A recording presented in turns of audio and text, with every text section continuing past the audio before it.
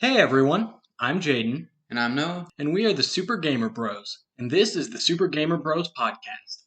We're just a couple of brothers who love playing games and love talking about games, so that's what we do.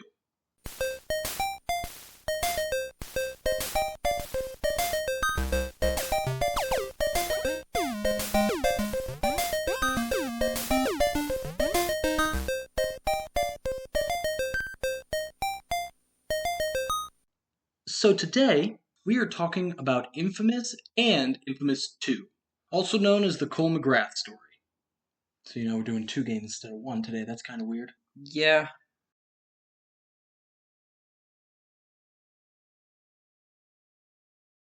Part story, Oh, in my yeah. opinion. I mean, it's definitely the first game literally ends with you waiting for the beast, and that's what the second game starts. So it's Playing. certainly more than other series, one play continuous story. So coming off the heels of Sly 3, Honor Among Thieves, Sucker Punch, the studio also responsible for Ghost of Tsushima, wanted to make a superhero game. And from that initial idea, they ended up coming up with Infamous, which is not really what I'd call a typical superhero game.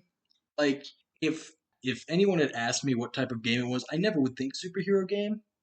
But I absolutely can see, like in retrospect, them it being that way because you are a person with superpowers. I guess it makes sense. That's true. I've previously described it to somebody as You could say that all of the Infamous games are like different levels of X Men.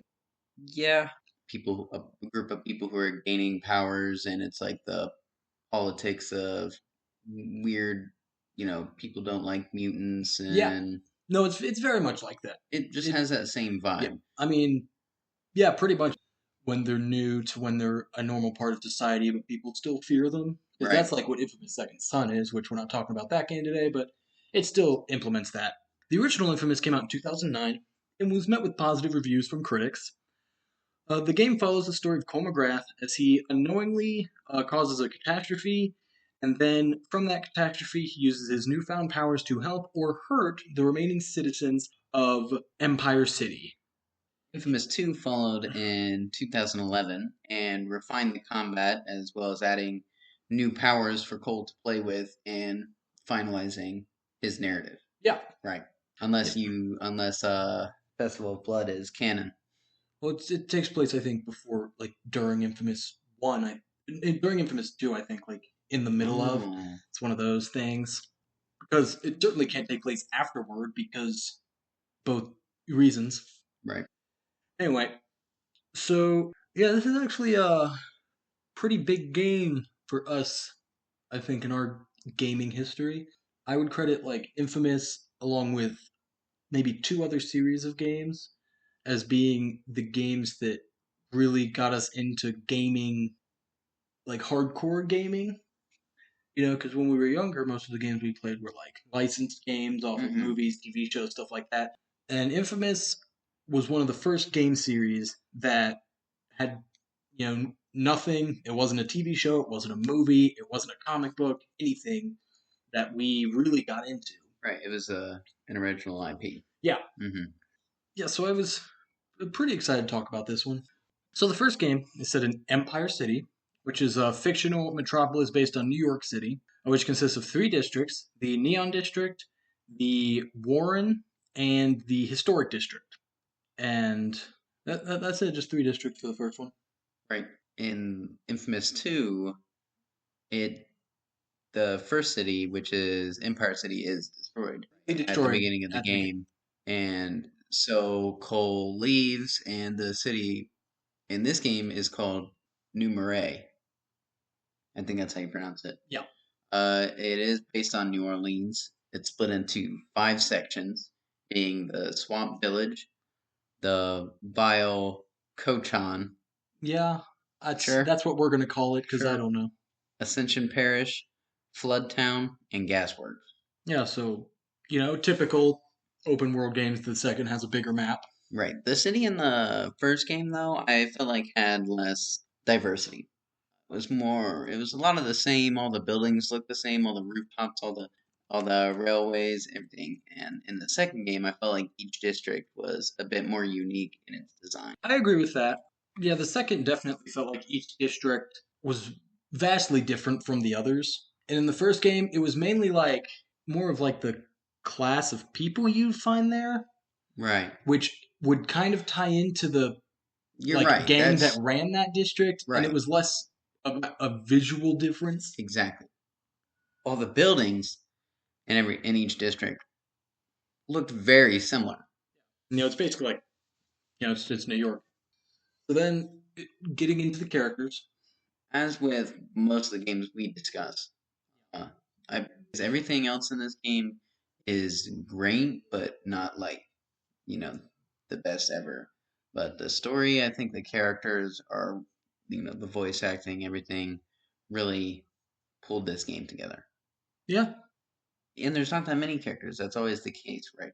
yeah. So you've got if you're looking at protagonists, I feel like really Cole McGrath, Cole himself, is the only like protagonist in the game. He, he was a bicycle messenger who, on a delivery, he was like told to open it. He accidentally activates the ray sphere, Mhm. which causes a huge explosion. And whenever the ray sphere is activated, you learn basically it kills thousands of people, but it activates powers in conduits, who are Mm, like the mutants of this world. right. So Cole ends up awakening his powers of basically control over electricity, and then you play both games as him, deciding whether or not you want to be evil or good, Mhm. and kind of affects your play style Right. throughout. This was one of the first games I ever saw with a notable morality system Yep. that had an obvious effect. Yeah. And I also loved being evil in this game, both these games, because it changed the color of your lightning. Yeah. Your lightning was red when you were evil, which automatically made it cooler. It did, no matter what. What I did not like, but I understood, was the powers you got were different depending on whether you were good or evil. Yeah. I liked that because it like you said, this was one of the first games that we had played with a morality system. And to me, it put more stock into it because the actual story itself isn't really affected up until the end by Mm-hmm. the morality system. And the choices you make, like, is not too big of a difference. But the big differences I noticed was, the different abilities you got, and he actually looked different. If you remember, like when he was evil, his skin was more like That's grayish, true. and It's white. He looked yeah, like a decrepit zombie version of Cole. yeah, pretty much. Mm-hmm. hmm Uh, so then you also have kind of ally, kind of not sometimes Zeke Dunbar, who's Cole's best friend. Mm-hmm. Zeke is a character. He is. He is Cole's friend, but at the same time, he kind of does what he wants all the time. Yeah, he's But like, he also has Cole's back. well, he also like betrays him because he's jealous. In the first game, Exactly. he's jealous of him, which I guess is understandable, and ends Mm-hmm. up betraying him, trying to get powers for himself, but he's not a conduit, so that Mm-hmm. doesn't really work. And it was very like to me. I feel like through the first game, especially, he's just very back and forth on supporting you and being jealous of you. And then in the second game, he's actually more of just good guy trying to help out. Like he's gotten over it pretty much. Right. And then yeah, they're really like the only two characters in both. Like they actually don't have a lot of repeat characters. Which really they only have three. So then looking at the antagonists of Infamous, you've got Kessler, who is the leader of the First Sons, Conduit, who's very mysterious. You don't really learn a lot about him until the end of the game. Mm-hmm. And then there is Sasha, she is also a conduit that can control people, kind of has like mind control powers. She's the leader of the Reapers, and she's also, I believe, she's a former First Sons member. And then there's Alden Tate, who was the former leader of the First Sons before Kessler came in and usurped him. And he also has telekinesis, and he leads the Dustmen in the Warren, who are basically just like an army of homeless people, Mm-hmm. pretty much. Right. Yeah.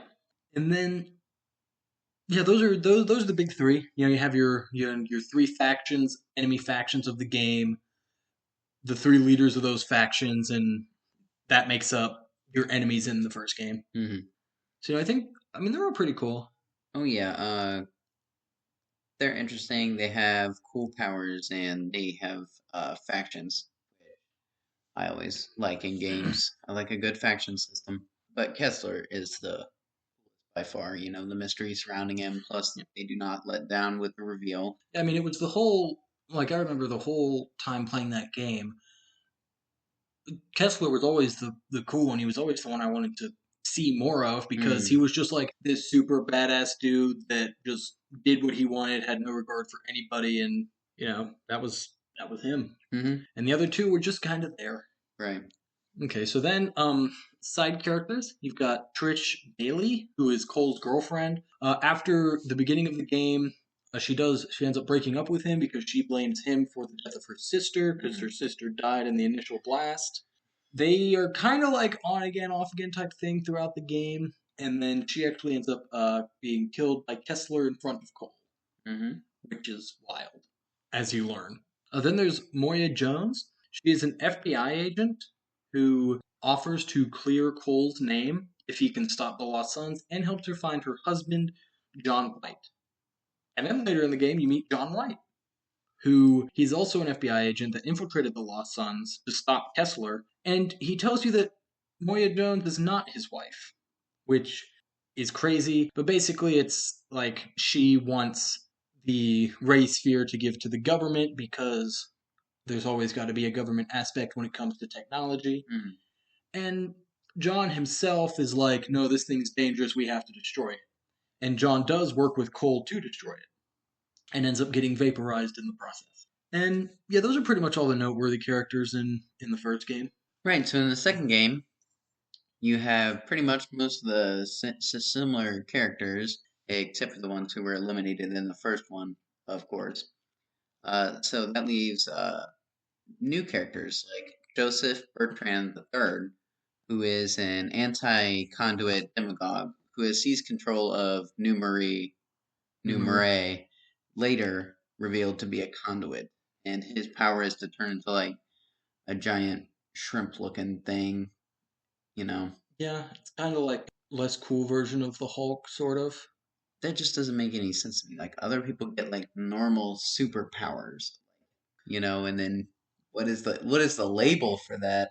Never mind. Anyway, other than that, John White returns as the Beast, the giant monster that destroyed Empire City and killed a lot of people. But the Beast has the power to activate power in other conduits. Yeah, he's basically like a living Ray Sphere. Right. Like he just goes city to city, destroys the city, killing any person who is not a conduit, and then all the conduits get their powers activated. Right. And yeah, so he basically in the second game is like, conduits are like the next form of life. Mm-hmm. Because also in the first game, uh, when the explosion happens, Empire City gets put into lockdown because this disease starts to spread amongst regular humans, and the city's also just in ruins because of the explosion, and crime is running rampant and stuff. So the government basically just like leaves it alone, Mm-hmm. and this disease that like infects and kills people, like there's no cure, there's nothing that can stop it. So John is also has that mindset of humans are going to die anyway. Mm-hmm. At least this way, it Can will save the save the conduit. conduits. Mm-hmm. Mm-hmm. All right, and then the side characters in Infamous 2 are Lucy Quo, Well, who is an NSA agent working with Cole and Zeke to stop the Beast. She is later revealed to be a conduit, and she has ice powers, if I'm not mistaken. right. She's cool Yeah. with her ice powers. Mm-hmm. The other side character, I actually really like both of these Mm-hmm. side characters. And the second one is Nyx. Nyx is a conduit who can manipulate black napalm like substances, and she fights Bertrand's militia. Yeah, her whole thing is Bertrand killed her mom, so Nyx's basically whole thing is just that guy.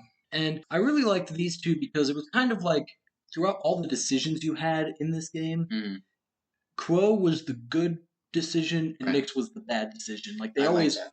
it was always like, and even like deciding, because in the second game you do get one of their powers. You choose to get ice powers or fire powers, and even then it's like good and bad choice of siding with Quo or siding with Nyx.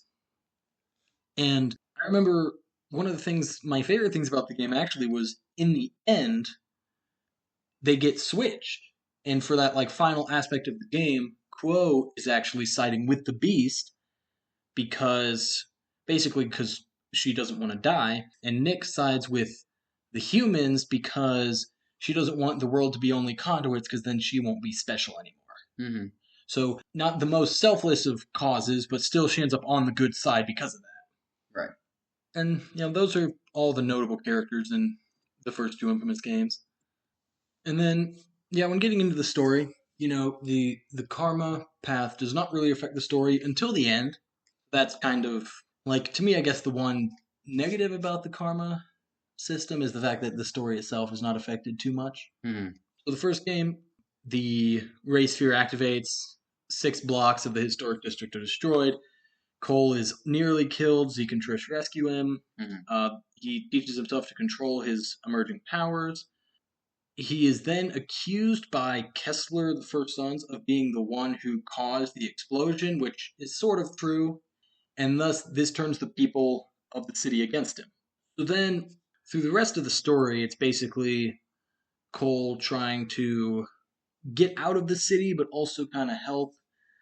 Like, because he initially tries to escape with Zeke, and then that ends up with him meeting Moya Jones, who then says, "Go back in the city, find John White, stop the First Sons, and I will clear your name." So then he goes back in. He he ends up meeting both Sasha and Alden Tate, who both kind of control their own sectors of the city. Cole ends up trying to catch Sasha, but she gets taken by the First Sons. Then he also meets Alden, learns kind of about how Alden was the leader. Kessler forced him out. Alden is captured and imprisoned, but he gets freed by his man, the Dustman, and Zeke. Basically, Alden ends up with the Ray Sphere and wants to activate it. Cole and Zeke go to stop him. Zeke ends up with the sphere, and he tries to activate it to get his own powers, but it doesn't work. And then Kessler basically offers Zeke powers in return for like joining him and giving him the sphere. Zeke agrees, and that kind of leaves Cole on his own. Then Alden is basically just going on a murderous rampage. Cole kills him, ends up meeting John White, who is an NSA agent with no connection to Moya. He basically explains the Ray Sphere, and then at this point, you have John, Cole, and Kessler are the last kind of 3 players in this game. Kessler ends up killing Trish, basically kind of like a test for Cole, and then Cole ends up tracking down the sphere because Trish dies, and Cole basically just wants revenge on Kessler now. That's all he cares about. He tracks down the Ray Sphere. He can decide whether to destroy it or use it to become even more powerful. Regardless what happens, the sphere releases its energy, it kills John, and then just disappears into a vortex. So then Kessler invites Cole to join him for a final fight in the crater where like the initial explosion happened that gave Cole his powers. Kessler is close to killing Cole because Kessler is more powerful. But then Zeke ends up killing Kessler. Well, he mortally wounds him. And then right before he dies, Kessler transmits a message into Cole's brain, which shows that basically when Kessler got his powers, the Beast appeared. And instead of fighting the Beast and potentially stopping it, Kessler just took his family and ran. And then the Beast ended up catching up to him, ended up killing his family. So then Kessler used his powers to travel back in time, and it's revealed that his wife was Trish and that Kessler himself was a future version of Cole. So that was a twist. Right. The classic, the bad guy is the good guy. Very well done. It's not really hinted at that much. No, from what I remember, like when we did it, it was just completely out of nowhere. Because even like the way the flashback works, and the way all cutscenes work in this game, that we didn't really talk about, was they're all like in this graphic novel style of like kind of They're kind of like strips. yeah, like strips, images, and like with narration over them is kind of how most of those cutscenes work, like the non-in-game cutscenes, and it shows like Kessler's whole story of him running with his family, them being killed, and then you only find out that he's really him because at the very end it shows a picture from his wedding, being married, getting married to, and it's Cole with Trish and Zeke as his best man, and then that's just it. Like you're like, oh holy crap, like that he's Cole. It was a huge twist. Right. Yeah. So then, basically at that point, depending on your karma, either good or bad, there are two different endings. If he's good, he restores peace and is hailed as a savior. Because of him being a hero and kind of still on a iffy relationship with Zeke, he just feels like he's kind of alone and he'll always be alone. If he's bad, he allows the Empire City to slip further into chaos, and he doesn't really care about the beast because he just believes he's the strongest being to ever exist. And that's why we went with that ending, because that's way cooler.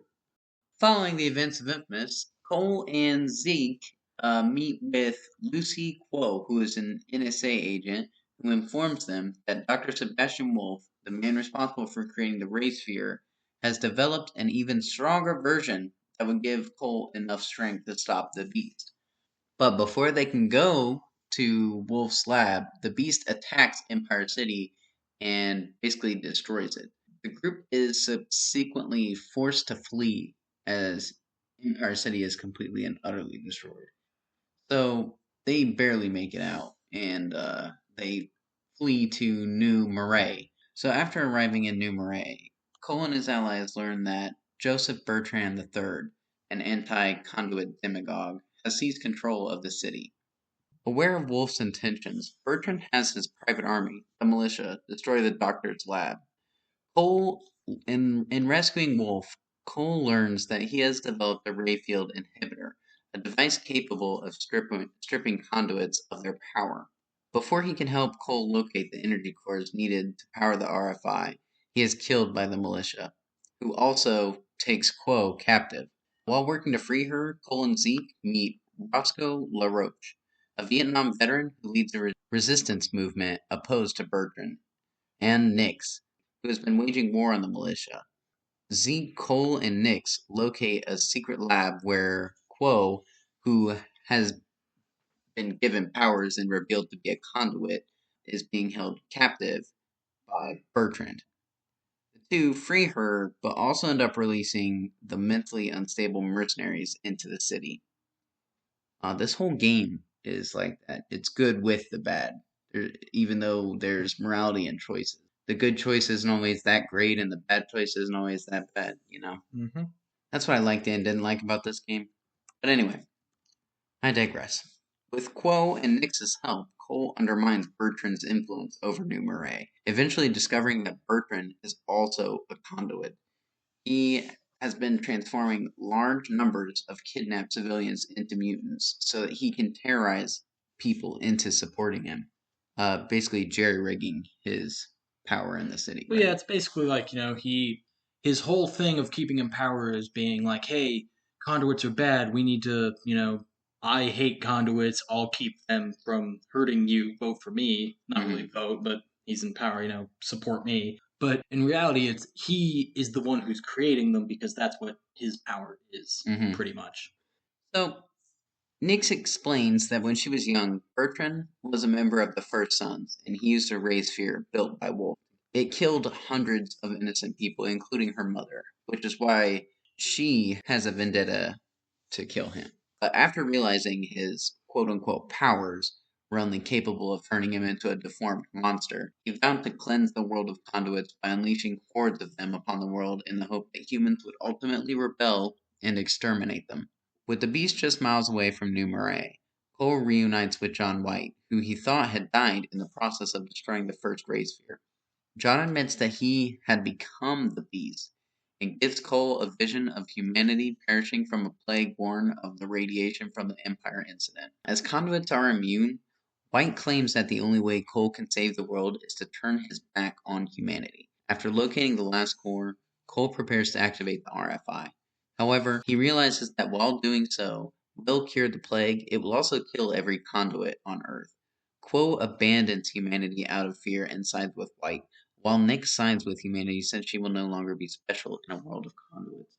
In the good ending, Cole sides with humanity. Cole and Nix work to charge the RFI, while LaRoche and most of his followers sacrifice themselves to hold back the beast.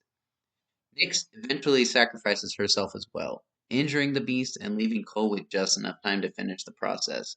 Activating the device, Cole kills himself, Quo, the beast, and thousands of other conduits, even those who had not yet developed their powers.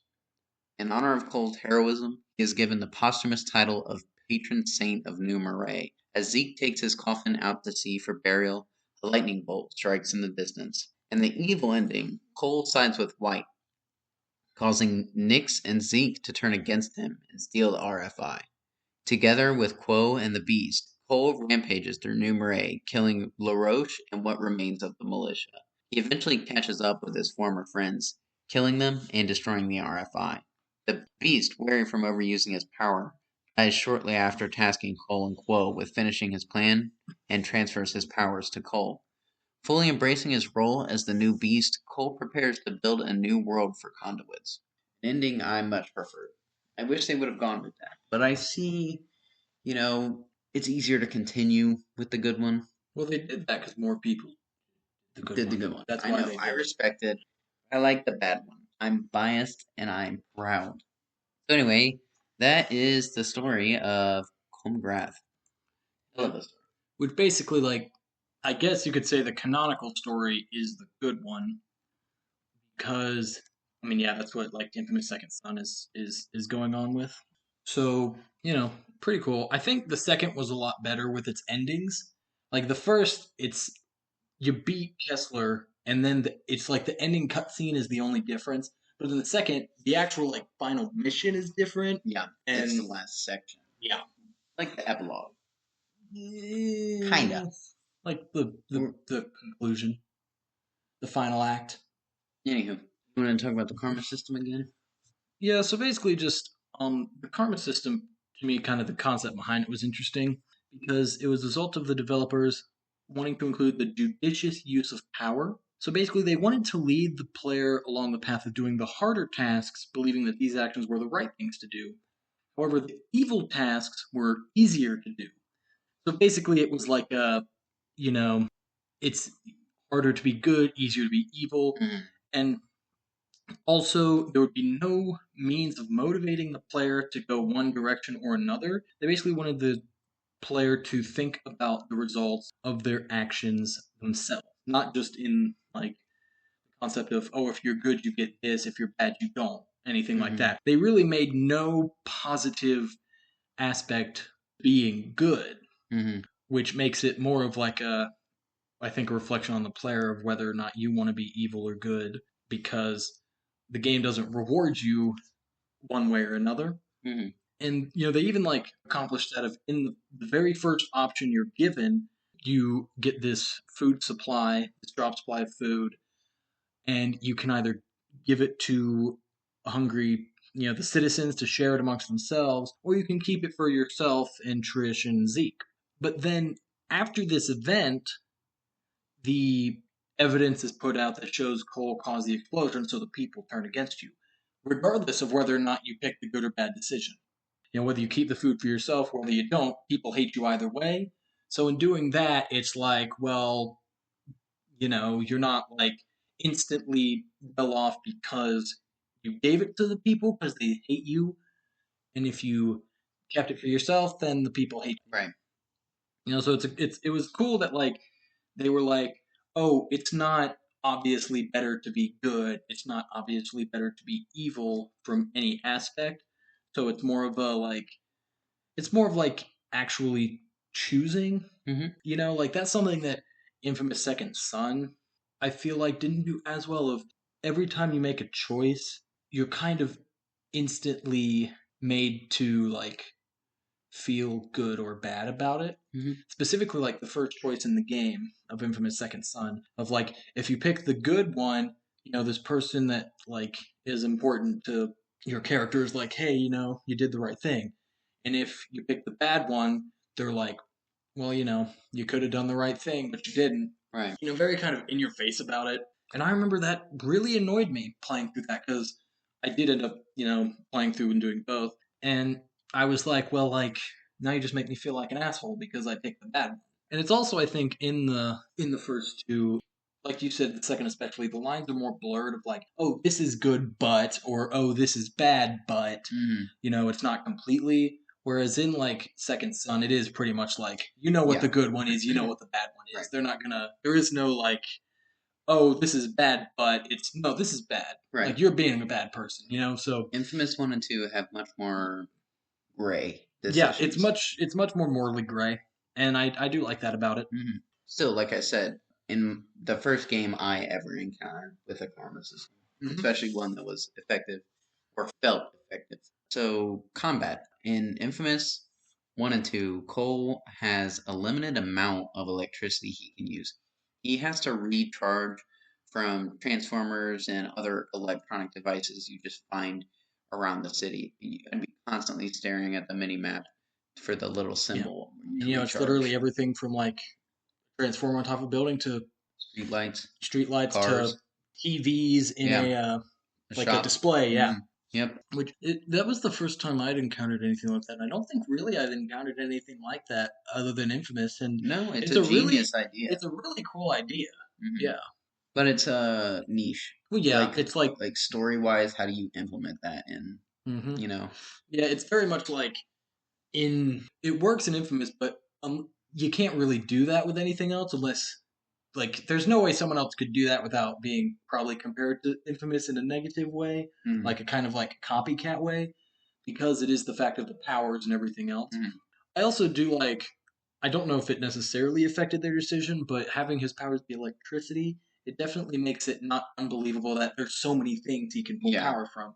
Like in Second Son, there is kind of that thing of the powers aren't as open, so it's Mm, kind of a little like to me. Second Son is more of like a the graphic novel type suspension of disbelief one with things like that mm, because stuff that he uses to regenerate his powers are a lot less like, oh, that would be everywhere. mm, So I do think this game, like the first two, really implemented that very well. mm. 100%. So combat mainly consists of Cole using his electric powers from a distance with a standard shot, and that's mostly what you'll be doing for damn near 90% of the game. L2, LT, whatever it is to aim. Well, not LT. LB. No. No, No, this is PlayStation exclusive, bro. is it? Oh, Yeah. I didn't know that. No, I didn't know that. Anyway, L2 only. And a cursor comes up and he holds up his hand, and as you press R1, he fires bolts of lightning.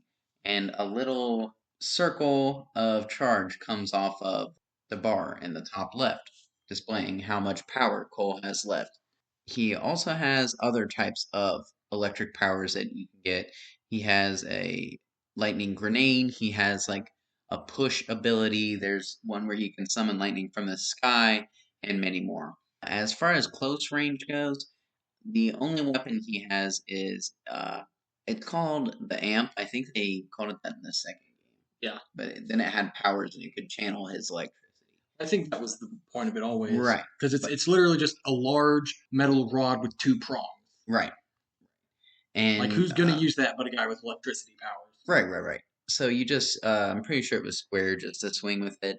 I think he has two unique swing animations and that's about it. Yeah, it's definitely not made to be the Main source main of source of combat, main source of yeah. right. Leveling up and getting new abilities is tied together with the karma system, which is also one of the only games I've seen. Yeah. Very interesting idea.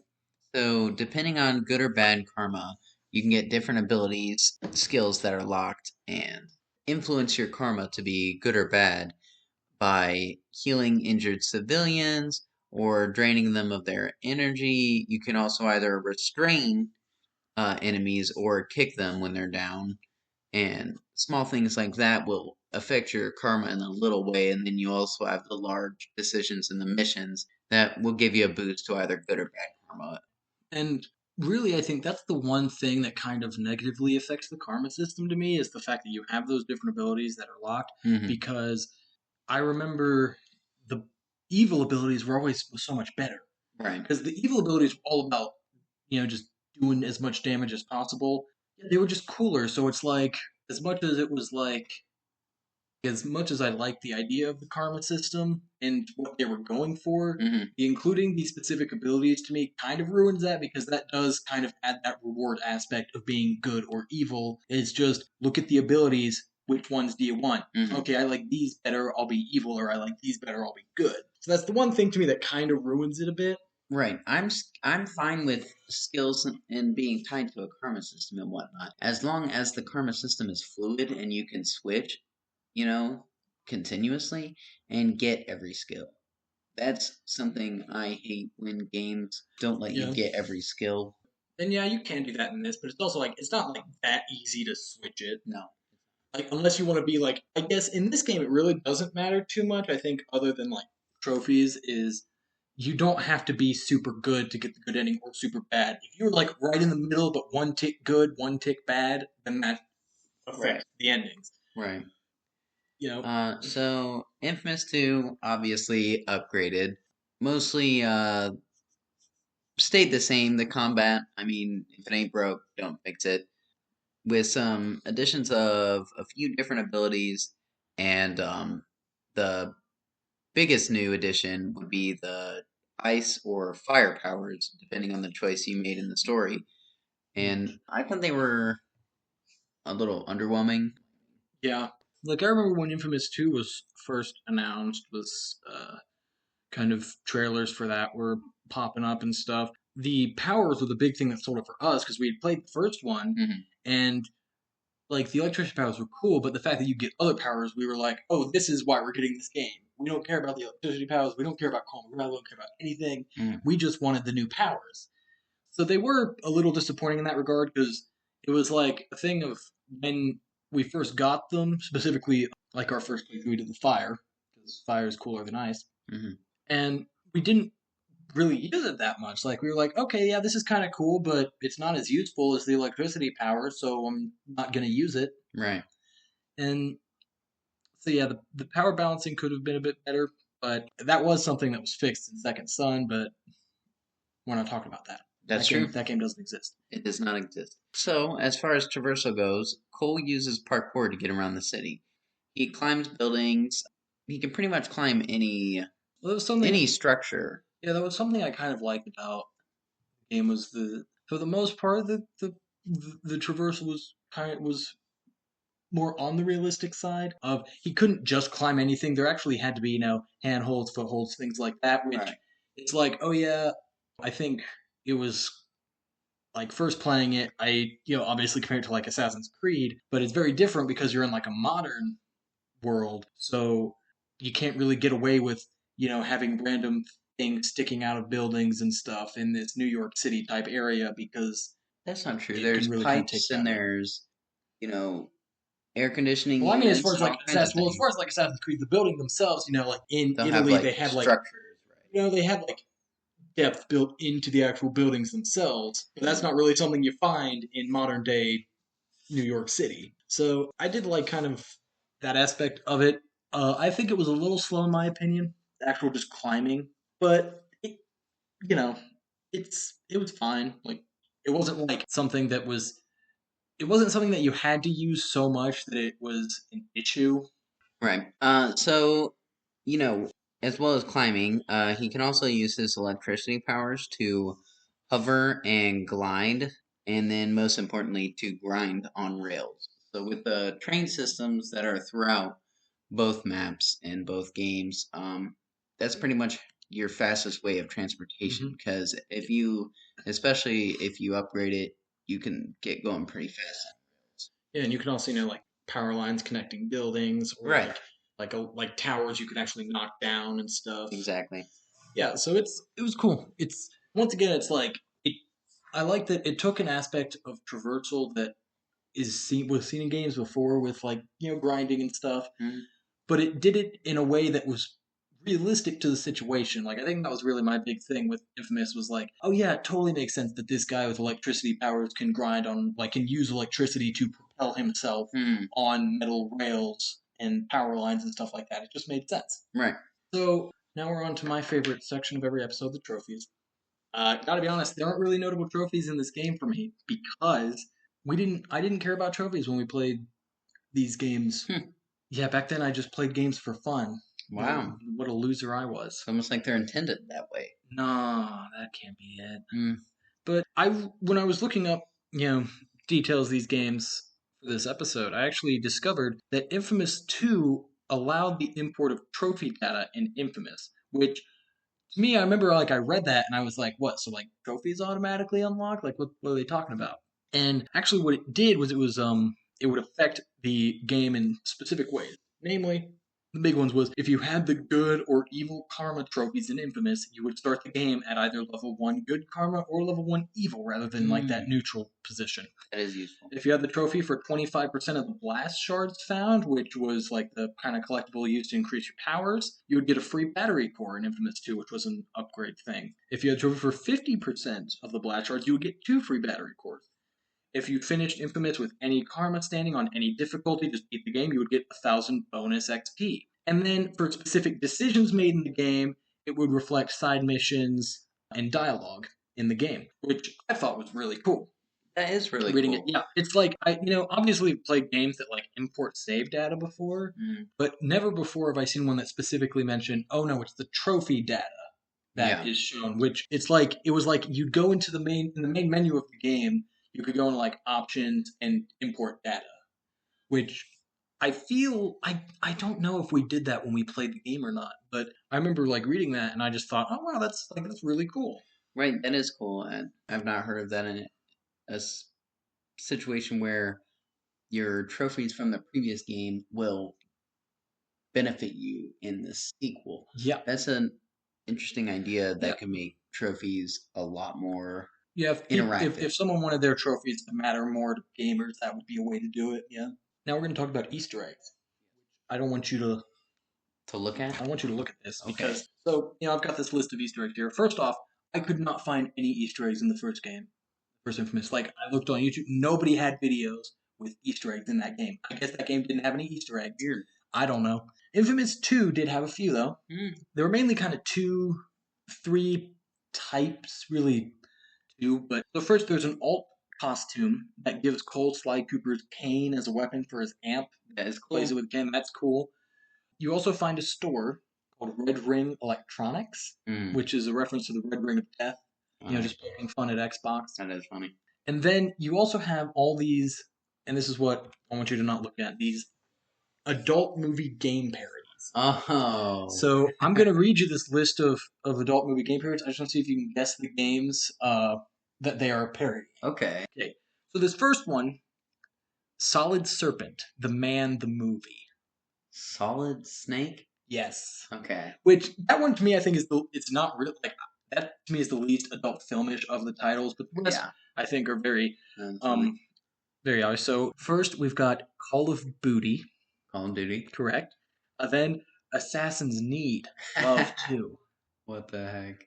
What is it? Assassin's Creed. Yeah, you got it. Obviously. So then this one, Hey, Low Reach. Halo Reach. Yeah. No Need for Speed. Epic Hickey.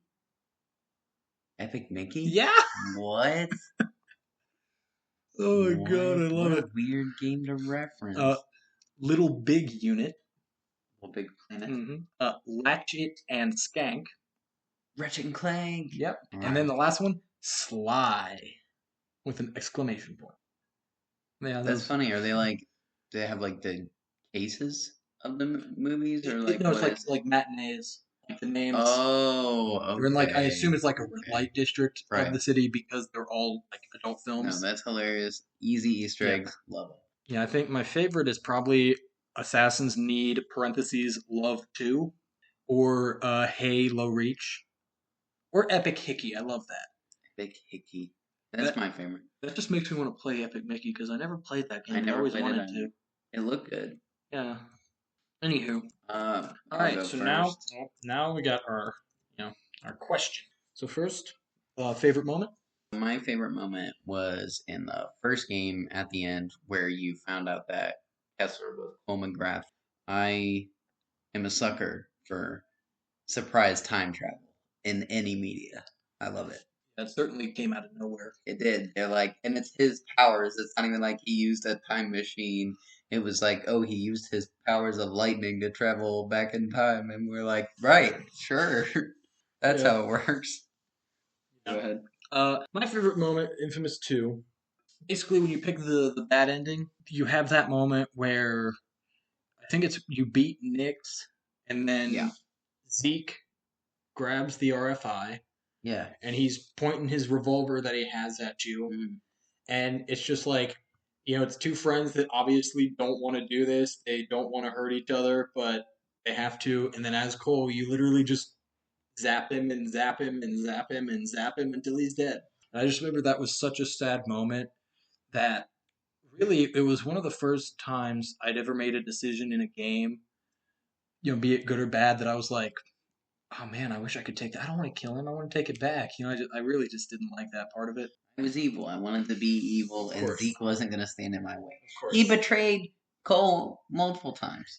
He's a flawed man. Anyway, He was trying. favorite boss battle. Favorite boss battle. For me, I'd have to say it was probably Kessler in the first game. Like I said, he was just like the cool guy, the badass guy that it was always about him. Yep. In the first game, and I think the boss fight really lived up to it. It was just really fun. Right. For me, I really like the Kessler fight. I also like the fight with the Beast, but I'm gonna say the fight with Nick. Really? Yeah, because I liked being evil. I thought the evil ending for both games was great, but the good ending for both games was not great. It did not make me feel good, you know. Mm. In my opinion, like in the first one, Cole is sad because he feels alone, and in the second one, he's dead. It's not great. It really takes that selfless hero aspect. It does. And Michael was never the selfless hero. He was an asshole. Yeah. But anywho, Anyway, I digress. anything you didn't like? Um, no, I mean, like, I pretty much liked everything, but if this game were to, if it were to remake them, like, reboot, Mm-hmm. like, doing Cole's story or something like that, or, somehow tying it together and they're rebooting Infamous, probably just, the karma system, probably not tied into skills. Melee, I would like to see an actual combat system, maybe punching, countering, and some powers involved with that. Also, maybe some like close range power abilities rather than just having everything being like. Does that make sense? Yeah, no, I absolutely agree with that. Yeah. I think that I would have liked to see more depth with the physical aspect of combat. Also, like I mentioned earlier, the parkour can be a little slow. I didn't really like that. Like anytime I'd be doing a mission that is on top of a building and I would somehow fall off of that building, like get knocked off by an enemy or something, Mm-hmm. it would be so does annoying take because you, I like- just did not want to climb back up. Right. It does take Yeah. like a good 30 seconds to get back Yeah, up a like building. I said, like realistic, but is that for the best? I don't know. And yeah, like you said, I think like not having abilities locked behind karma. Like I think, yeah, just not having abilities locked Mhm. behind karma, because I think, especially with what they were going for of having you decide whether or not you wanted to be good or evil based on nothing than like your conscience, I guess, that's Mhm. really something that kind of takes away from that. Right. As far as replayability goes, I would say that this game has two plays, Yeah, good and evil. yeah, That you've seen everything. There's not really a point to playing Yep. it again unless you really enjoy playing it. yeah. No, I agree. It's definitely a game that I played twice because I wanted to see both. Right. And I did like the game enough that I was like, yeah, I'll play it again to see the other side. Which is important because there are games that have alternate choices like that I just will look up and watch because I don't care enough. But this was, the Infamous series was always one that I was like, the game's like not terribly long, so it's like not like a huge inconvenience. So it's like, yeah, I'll play it again and see what the other options are, and then decide which one I like better. So now looking at DLC, Infamous had the Infamous 2 specifically had one of the most fun, I think, DLC stories we've played, most out there as well, Mhm. with Festival of Blood. Now, I don't know if you remember this, or if anyone who listens to this remembers this. But back in 2011, there was the great PSN outage, where like almost a month, maybe even over a month, PlayStation Network just did not work Yeah. at all. Yep. And because of that, when it came back, they offered PlayStation users 2 free games from this selection of games. And then I think, yeah, there were 2 free games. I think there was like a free DLC or something like that, and like a free theme. Mm-hmm. For the theme, we got the Infamous 2 dynamic theme, which Mm-hmm. is Cole Mcgrath with both hands electricity flowing, one blue, one red. Mm-hmm. And then we got Little Big Planet, and we got Infamous Festival of Blood. And I certainly don't regret either of those decisions. Yep. With Festival of Blood, basically the story is it's all like Zeke talking to a woman, and he's basically telling her the story of Pyre Night, which is like a Mardi Gras thing in New Marais. And basically, Cole is investigating a church.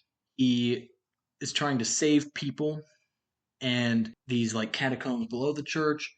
He gets captured by these vampires. They take him to the corpse of a vampire known as Bloody Mary. Get it? Bloody I Mary? do get it. Get it? Yes. Because of the drink. Yeah. Oh. They basically drip his blood onto her corpse, which awakens her because of his like conduit superhuman stuff. Right.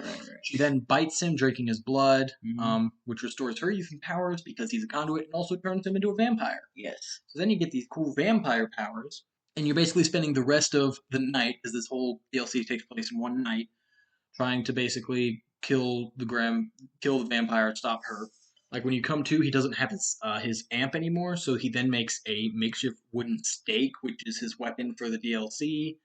He also like the Mary can contact him telepathically, so she kind of is like constantly able to just talk to him, and he's not like a complete vampire yet, but basically she tells him like at dawn you'll become a complete vampire and you'll be completely under my control. Right. He then has to drink blood because he's a vampire.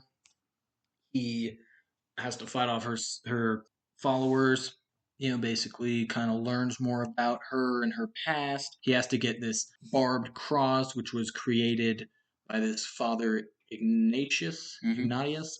Ignatius. And through all that, he learns past about Mary, blah, blah, blah. You end up going below the church and basically blowing up the church, the catacombs below, just trying to kill Mary and all of her followers. And that's it. Yeah, I love DLC where they flip the script. Yeah, it's very Cry like Blood Dragon as another great example. Undead Nightmare. Undead Nightmare, yes. All Yep. those DLCs. We actually, I don't know if you remember, we never beat this DLC. No, we never we were finished stuck it. on It the was last really fight. hard. Yeah, Boss fight. we were stuck on that last fight for hours. We deleted the game, never went back to it. But I mean, it was fun. Like I think I could say, yeah, we played the whole thing because we were on the last literally fight. it was the last fight. But it's a fun story. It's like I said, it's kind of like it takes place, I think, like during the events of Infamous 2 a bit. Mm-hmm. But it's like one of those like, was it a real story or was it just he's telling a story? I don't know. Right, but I think for DLC it doesn't really matter, Oh no, I mean it's just it for doesn't. fun. It was It's exactly the powers in the DLC were fun. You can turn into bats and fly. Mm-hmm. Pretty decently far distance actually. Which made traversal better than the main game. Correct. And different things like that made it really fun to play. The fact that he was a vampire was interesting, and it didn't have to be canon or not. It doesn't really matter. All in all, Cole McGrath Infamous Story is one of my favorite series. Probably will remain. Yeah, and like I said, it's like one of the big three, I think, that transitioned us from being little kids playing video games to serious gamers, keeping up with all the new releases and getting the Game Informer and stuff. True. It was definitely a transitional series for us. The first game, well, I think really the second game more so, because the first game I don't think we really enjoyed too much, like in the grand scheme of things, until we had played the second. Because it was after beating the second that I went back and played the first again, Right. Enjoyed it more. Exactly. But that's why I think of both of them as you can't talk about one without the other. Yeah, it's really like Yeah, it's kind of like you said, like playing the first, you're really not getting the complete story. So it's definitely like you need to play both to get that full experience. Right. I mean, it's Cole Mcgrath's life there. Yeah. All right.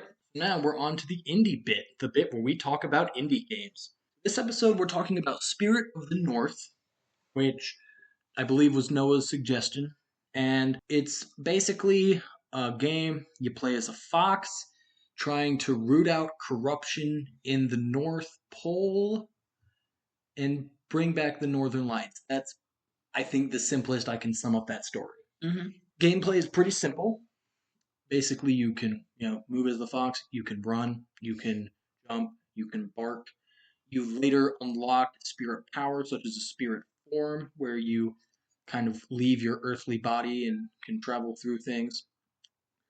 A spirit bark, which is used to destroy corruption and stuff like that. And then like a spirit dash, which you it's a dash. Right. And also your initial ability basically is just like you can absorb spiritual energy and release it often into like these like stone monuments that then activate things. Mm-hmm. It's a simple game. Did you like it? Did I like it? No, not in the slightest. Why don't you go first? You say you played the whole game. I did. You finished it. I did. Did you get a platinum I trophy? did. Okay. How long did it take? It took a bit, like probably I wouldn't say 10 hours, but Right. I don't know exactly. Right. It was basically to get the platinum. There's beat the game and then get all the collectibles. The collectibles being like these shaman staffs, Mm. which the shaman staffs collectibles were my least favorite types of collectibles in games, which is they were like a two-tiered collectible because you have to find the staff, then you have to find the dead body of the shaman it belonged to, and lay it at his body, and that's the collectible. Yeah, I did that once. Yeah, there were 28. I did like that. I found like of 28, I think I found like 20, Mm-hmm. maybe like 1920 Mm-hmm. without a guide, so just going through the game normally. So that Mm-hmm. was nice. It wasn't like a ridiculous one. Mm-hmm. But then I did use a guide for the rest. You can use chapter select to get them back, so it's not too annoying. Mm-hmm. That is not that bad. Yeah, so it wasn't terrible. The worst trophy is in chapter 7. You're in the spirit world and you have to find 28 shaman spirits and say hi to them, basically, which just means get close enough where they like kind of bow to you or whatever. That's kind of annoying because there's literally nothing to go on for where they are. You just have to find them, which like even using like a video took me like maybe an hour alone just to get them all. Mm-hmm. But overall, I mean, the game was enjoyable. I liked it. Yeah, me not so much. I thought it was slow. I thought the art style was I thought the game looked really nice. agree to disagree. That's how everybody has their thing about art styles, and that's how art styles are. It just wasn't for me. I didn't like the movement was stiff. The jump button, the three buttons, jump, bark, and walk. Yeah, I do agree. The jumping is kind of weird. Like, you can't jump. Your jump has no momentum, which is weird. So if you're standing still and jump, he just jumps. You can't jump and then move forward or anything like that. You Mm, have to be running and then jump to actually move forward with a jump, which is not enjoyable, mm, especially if you're dealing like there are moments where it's like it just isn't good. There were right. moments where I would experience annoyance with that. Look, Also, you don't start the game with the ability to run. You unlock that like halfway in chapter 1 maybe, but it's like why not just start with it? There's really no point in right. not starting with it, especially because the walking speed is not slow, like not the slowest thing I've ever played, but it's certainly not fast, Right. especially at the beginning when there is nothing happening, so all you're doing is walking. Yes. Like there is like later there's sort of like a puzzle solving aspect of things and a platforming aspect, but at the beginning it's just walking. So let us run because walking is like it's not like that beginning of the game is nothing more than look how beautiful our game is, Mm, which I was like fine with it because I was like, yeah, your game is beautiful, but you obviously didn't think so, so it really didn't help. exactly. So that being said, what is your game for the next indie bit? Oh yeah, it's my choice. Well, for the next indie bit, we will be playing a game that I still haven't started, but have recently purchased and wanted to play for years, but it was never available on PS4. Cuphead. Cool. That works for me. Obviously the art style and the music both have been things that, like, because I've like watched people play it and stuff, and the art style and music to me were so cool. And I wanted to play this game since before it came out. Like it was like I think E3 2015 or something like that when I first saw a clip of it, Mm. and I was like, oh my god, this is the coolest game ever. And they're like, yeah, only on the Xbox, and I was like, I mean, that sucks. And I honestly never thought it was would come to PlayStation. I was completely surprised when I saw it. It was like coming to PlayStation. Hmm. And then, like a month or two ago, it was on sale, and I was like, no, I have to get it, and I did. So yeah, I'm super excited for it. I know it's super hard. I probably won't get the platinum in it, but I'll enjoy it. Yep. Yeah. It's a good game. It definitely makes you angry. Oh, I'm used to that. All right, so don't forget new episodes every other Monday. Rate and subscribe. Tell us if you like our show, or tell us if you don't, and tell us why.